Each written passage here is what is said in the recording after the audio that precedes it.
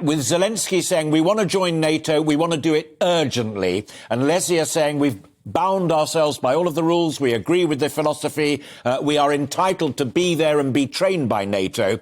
If NATO says yes, it changes everything, doesn't it, Niall?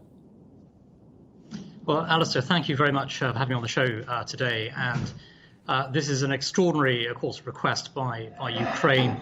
It's certainly, I think the pace of this request has exceeded expectations, I think, on both sides of the Atlantic. And certainly, of course, if Ukraine became a NATO member, it would be a massive, massive game changer. I think, however, in reality, it's very unlikely that we're going to see Ukraine becoming a NATO member in the near term.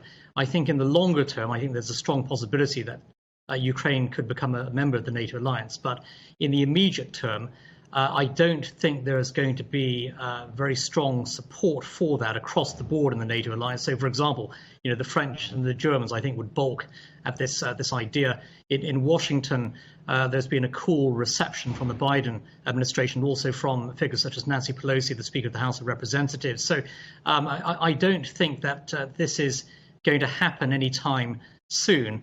But as a long-term goal and aspiration, I think certainly Ukraine has a strong chance of becoming eventually a NATO member. I don't think it's going to happen in the immediate term.